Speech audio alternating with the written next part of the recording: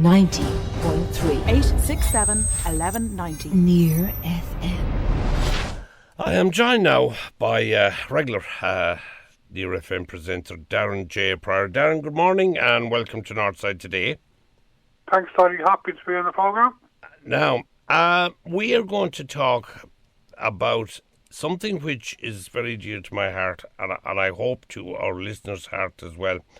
And I don't want to make it sound boring when I introduce it, but we're going to talk about the Official Languages Act of, I think, 2003. But first of all, Darren, the state of the Irish language in general in Ireland today, is it in a rude state of good health? Is it in decline?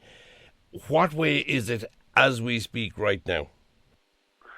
I think now and for the last good few years, it's a case of you either see the glass as being half full or half empty. You know, I see it as being half full. So I generally am optimistic. I try to be optimistic.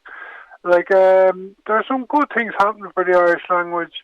I think the Official Languages Act, TG4, and a couple of other things. But then the other side is the Gaeltacht. Like Irish isn't doing too great in the Gaeltacht apparently, although that's been the case for a long time. So yeah, it's just a case of whether you see the I am pessimistic and generally about Irish. I don't see the glass as being half empty. You know, I see it as being half full. You know.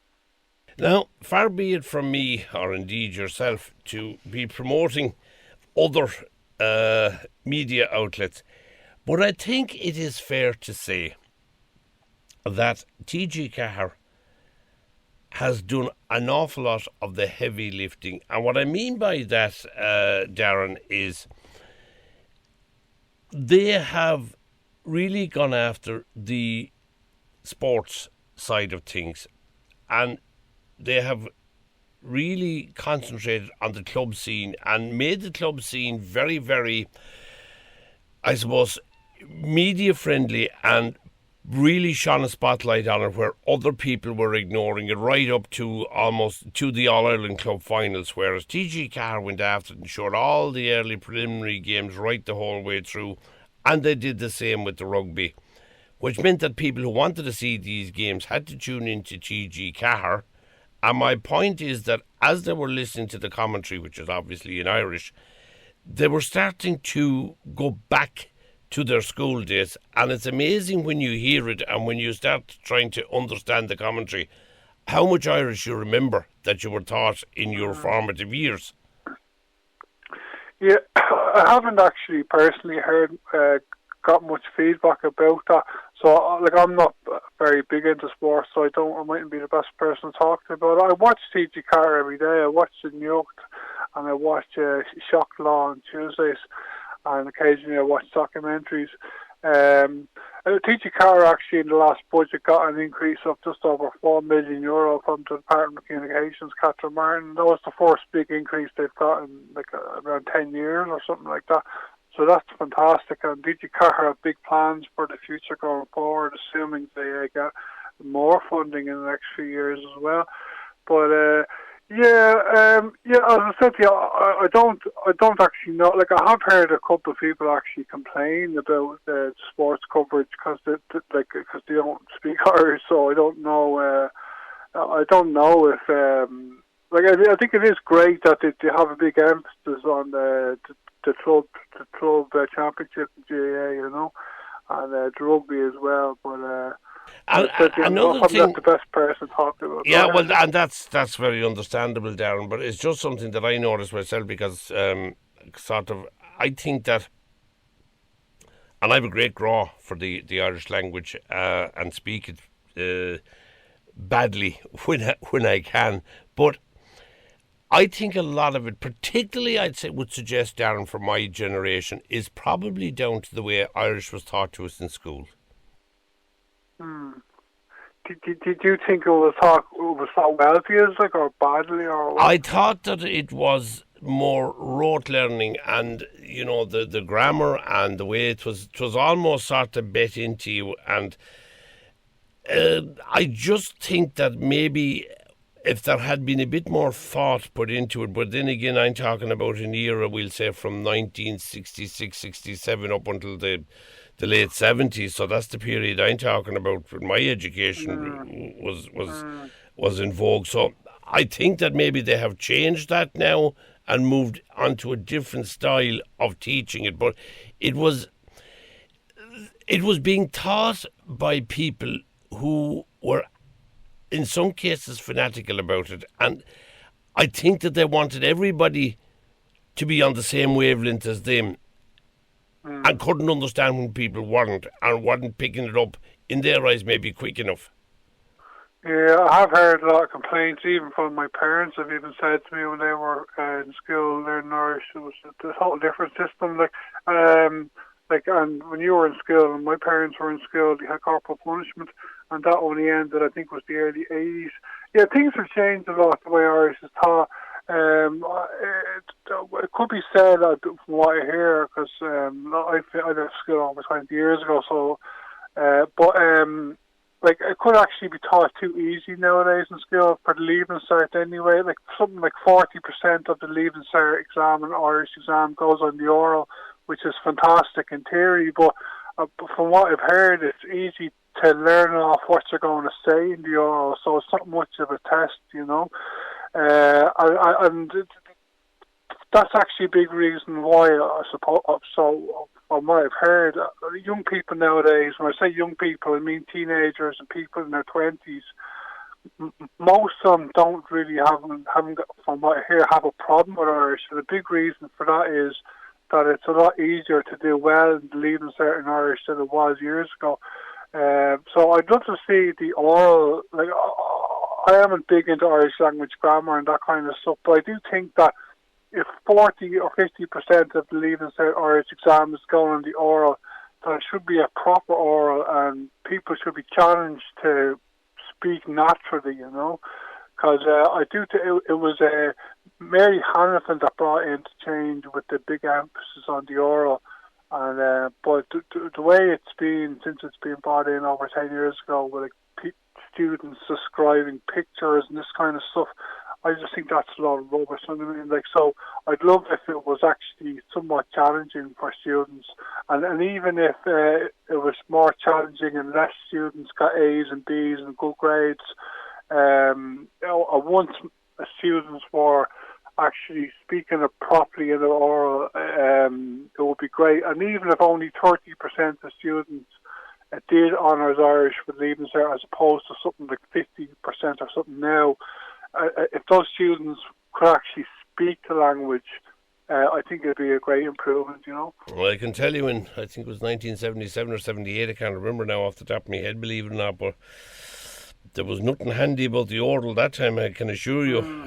There was a lot of work and a lot of preparation went into it, and it was pretty conversational, and you had to be able to hold a conversation, I think I tried to remember now, but there's something in my head that was about 10 or 15 minutes long, and you had to be, you wasn't allowed to have dead air, as we say in this game, Darren.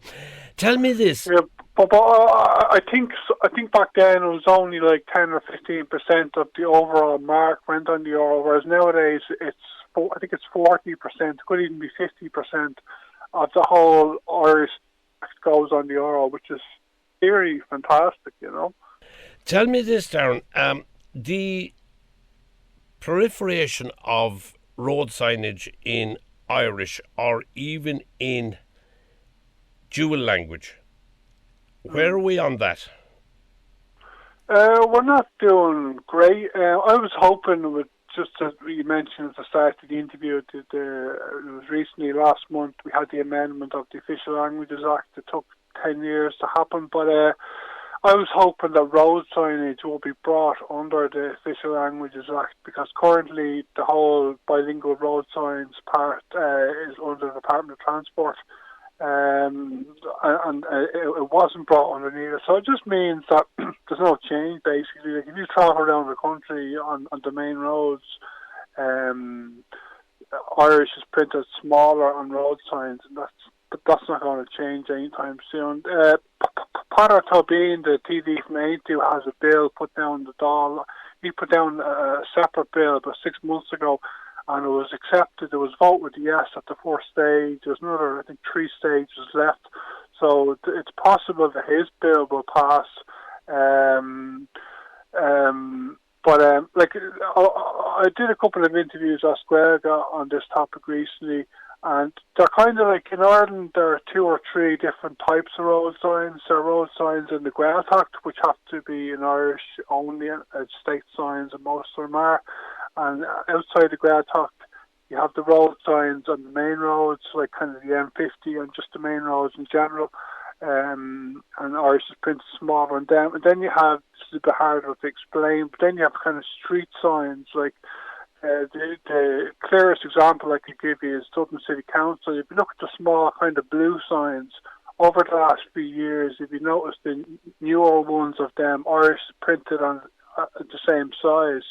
And those street signs, you see them on O'Connell Street, you see them in housing estates in Dublin City Council, and in theory in every council in the country for the last few years.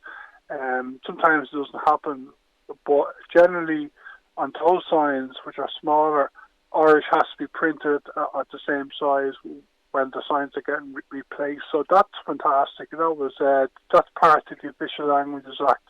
The Official Languages Act came in 2003, but that section took a few years to be brought in. So in that sense, the whole street signage, housing estate signage, road signs is great. It's for the Irish language, but I'd love to see. I don't want to see like kind of traffic guides like Ghastly, yield, right way, all that kind of stuff. I'm not personally bothered too much about those kind of signs, but I'd love to see the place names in Irish, because most of the time in Ireland, the English language place names come from the Irish language place names. So I'd love to see equal status for both place names on new signage. I don't want every sign to be replaced overnight or anything, but if the guidelines were changed, so when new signs are getting put up, if the place names in Irish and the main roads are printed the same size, I think it would be fantastic for the Irish language. But the only hope of that happening anytime soon is with Peadar Tóibín's bill, and I wouldn't be very optimistic that will happen, Darren, I have a very interesting text here, and I'm going to put it to you. And it is interesting, and it's not a bad analogy, actually, when I read it. It says, "Hi, how was sex education when you were in school? Poor, I presume, but I guess you got on okay. So poor schooling doesn't have to dictate how you get on with Irish either." And that's a very fair point. Yeah. I know some people who don't have any fellow Irish speakers in their families or anything like that, and they do speak Irish, so you don't have to have a great experience with school. And the first time I met you, Donie, I interviewed you at Squelga, and I believe you were saying to me your level of Irish is actually primary school, I think you told me. So well, I learned most of it there. The stuff I would use would have been everything I learned from infants up to 6th class, and I think it probably just a different way it was taught, and maybe the attitude of the teacher. Went into secondary school and it was all learning reams of poetry and really getting stuck into the grammar of it, which I could never get my head around, I have to be honest. And the comprehension part of it, once I could figure it out. And you see, I suppose in a way, Darren, the issue is that when you're working at something like that or doing something like that at a relatively young age, your brain has to move so fast because you have to translate the Irish into the English, make sense of it in English, and then in your head translate it back into Irish and regurgitate it, if you know what I mean. Whereas the native Irish speaker will think in Irish, whereas we don't think in Irish, if that makes sense to you. I personally, even though I speak Irish, I'm brutal when it comes to Irish language grammar. Like I understand a lot of how I'm able to say a lot of things in Irish grammar-wise, which are correct grammar, but I don't actually know most of the rules behind the Irish language grammar. It's the same as the English language grammar. Like even like you have people living in Ireland who are from Europe or Africa or South America, whatever, and they speak the English language and they know all these rules. And I've talked to them about a couple of times, and they say something to you about some rule in the English language. I don't know what they're talking about. Obviously, I can speak the English language, but I don't actually know the kind of formal rules behind it. I just know how to speak it. And it's the same with me speaking Irish. I have better English than I have Irish, but I still, yeah, like I don't like the whole kind of learning grammar. I don't think there should be much learning of grammar, if at all, in school, particularly not in primary and second level. Maybe Micheál Martin actually said that recently, that he thinks there shouldn't be much emphasis on grammar in second level or in primary and second level. And the emphasis just should be on speaking it. And I fully agree with you, with him and with you on that one, Darren, because I think that the more that people learn to speak it and ease themselves into it, I mean, there is nobody expecting anybody to be able to hold a full-blown conversation in Irish who aren't proficient in the language. But the more you use it, then the more you will use it, if you know what I mean, because you're learning a little bit and you feel that bit more confident to go a little bit further and a little bit further and a little bit further. Darren, if you had the ear, and you just mentioned him there now, of Micheál Martin right now, what would you be asking him? I'd be asking him to put more emphasis on marketing the Irish language, you know. Like there's a very little marketing. Like I've been involved in some way with the Irish language since 2004, and there's been very, like, apart from Shocking the Gaeilge, and there's been a couple of campaigns over the years, like Brendan, or what's his name, Bernard Dunn's Broad Club, and you had that comedian from Cork, the American fella, he had this thing on RTE. And recently, RTE, Radio na Gaeltacht, to have a couple of ads on RTE, television ads on social media, which are great as well. But they've kind of generally been, like, there's not proper marketing going on of the Irish language, apart from Shocking the Gaeilge. And one thing which is great in this sense, we're speaking about the review of the Official Languages Act, in the short period ahead of us, a year or two, 20% of public companies, state companies, advertising budgets will have to be spent in Irish. So most of that 20% is going to be spent on the Irish language media. So it will mean that in the not too distant future, generally state ads on TG4 and Irish language radio stations will generally be in Irish, and there'll also be some in the English language media. But that is fantastic. But along with that, I'd love to see marketing campaigns. I don't want billions to be spent or hundreds of millions every year, but if they could spend a couple of million spread out throughout the year, specifically on television and social media ads, marketing the Irish language to the public, using the most 21st century modern marketing techniques. We haven't had much of it, so if you could see that, I'd be delighted. I think it's shocking that we haven't had much of it throughout the decades, you know. Well, Darren,